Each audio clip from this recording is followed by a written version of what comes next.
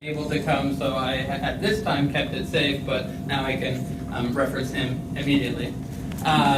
So Kevin is was a 37-year-old male.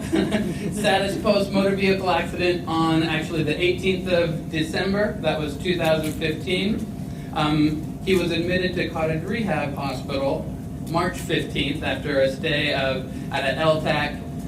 He discharged here from Santa Barbara Cottage Hospital on the 16th of January 2016. And I must say, from the very first day, Kevin and an incredibly supportive family, Jamie and his wife and kids, have been very motivated. They have been willing to do anything and everything, and Kevin is a very hard worker. But on that day of December 18th, or let's talk actually about his whole history of present illness. He had a right subdural hematoma, right temporal lobe contusion, epidural hematoma with subarachnoid hemorrhage in the soul side, craniotomy and evacuation. Thank you, Dr. Jones. Acute ischemic stroke, left frontal lobe, right scalp lacerations, non-displaced manubrium fracture, left wrist fracture, and don't forget about that first metatarsal fracture.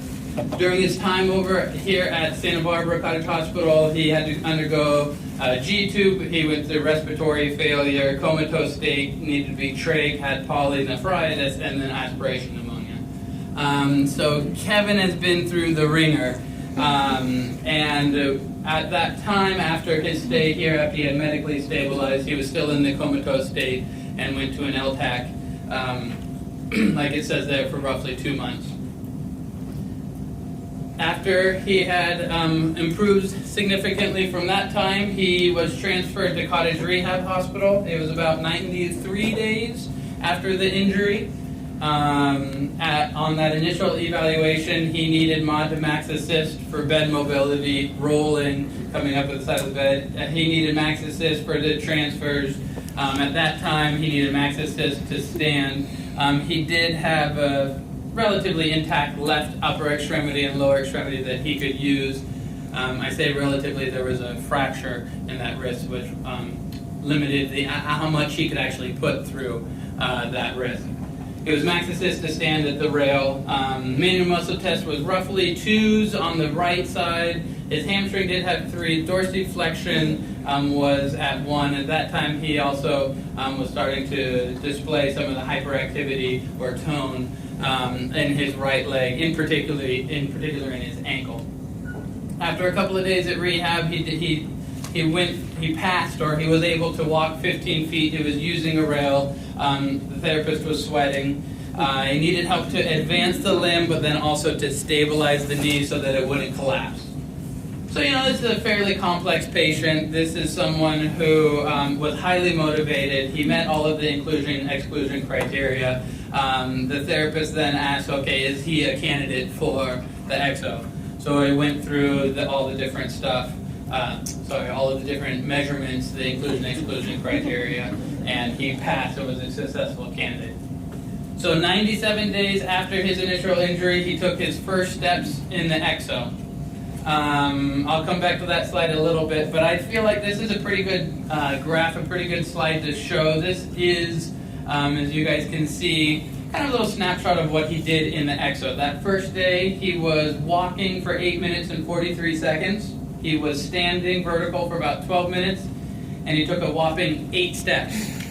That's about a step a minute for you mathematicians out there. So if you can imagine, a minute per step is extremely slow. And one of actually the biggest things that we ran into this first session and a couple of sessions, along with all those other things, Kevin was significantly aphasic.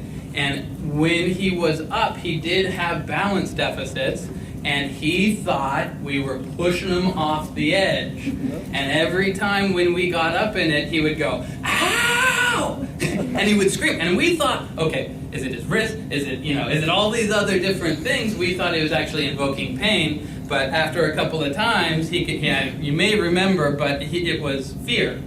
He felt like he was falling, and he was scared that he was going to fall with this giant backpack on him. So a lot of that the first couple sessions was him just getting used to this device, was that midline, was that balance, and us realizing when he's screaming, he's not actually in pain. By session number 4, he was walking 14 minutes. He was up for vertical for 24 minutes. He took 380 steps. So that's a pretty good jump in just 3 sessions.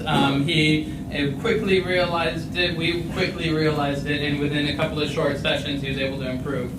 You can see the trajectory of his improvement here. By 2 sessions later, he was up 7 minutes longer, walking 7 minutes longer, up 20 minutes, and took 500 steps. On his 16th session, he walked 36 minutes, which 36 minutes of exercise and walking is pretty intense on the body.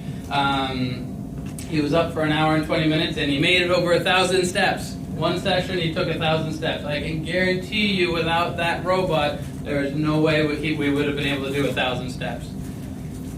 At that time, at session 16, we said, okay, let's kind of refocus what we're doing with our sessions in the robot. What we did, and what I would like to kind of illustrate here pretty soon, is we started backing off the assistance. We set that ceiling a little bit lower of how much the robot would help him. That 18th session, he was walking 20 minutes, he was up 30 minutes. He took 564 steps, but the assist level was 68. So that's how much, it thought it needed to help, was about 70% in order for him to complete this trajectory of a step. Couple sessions later, and this wasn't that long ago, I don't remember exactly when it was, but on his 20th session, he took 772 steps, and that assistance is continuing to drop. It doesn't translate exactly to 65% robot, 45% Kevin. It's a whole algorithm that they have tried to explain to me multiple times, but it's essentially the estimation of how much to take a perfect step. For those of you who were here earlier enough, Kevin and Jamie came up, and it was pretty fantastic because they said that he actually walked from the front entrance here all the way to the elevator, all the way in. So clearly, yeah, he's walking and doing pretty well with that, and yeah, exactly. Oh yeah, going back just quickly, while he was at cottage rehab, he improved to be modified independent with his bed mobility. He was able to transfer from one spot to another, stand pivot, supervise, needed help with setup. He had his a quad cane and a right AFO. That time he was walking super close, supervised, 60 feet. He needed assisted device. His strength had made pretty good improvement, except for that stinking dorsiflexion. That was still sitting at about 1 on the manual muscle test, which necessitated the AFO. Currently, just to brag a little bit about Kevin, like I mentioned, he walked all the way up here from the front area. He can essentially, maybe to the chagrin of his wife, he can walk wherever he wants in the community. He's using an AFO.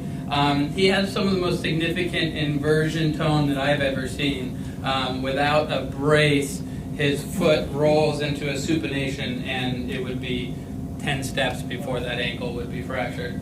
So he still needs an AFO. He uses the cane, although rumor has it sometimes he doesn't use the cane at home. But he is living back at home with his wonderful family. He is helping out with Spartan races. He was, how many did you complete? A lot. A lot. A lot. He ran a lot of Spartan races, and now he's kind of returned to that community level, that return to that life. So it's more a testimony to him and his family and how hard that they have worked. And again, in addition to all of these things, like I mentioned, he volunteers to be our guinea pig, which in and of itself is no small feat. Before, I want to take you guys through a live demonstration. It's fine for me to stand up here with a clicker, but really until you guys see it in motion, until you see it moving and what it's able to do, it does not only the robot, but also Kevin in Injustice. But before I get to that live demonstration, I should mention those of you who aren't here on site, they are videotaping it and will be online.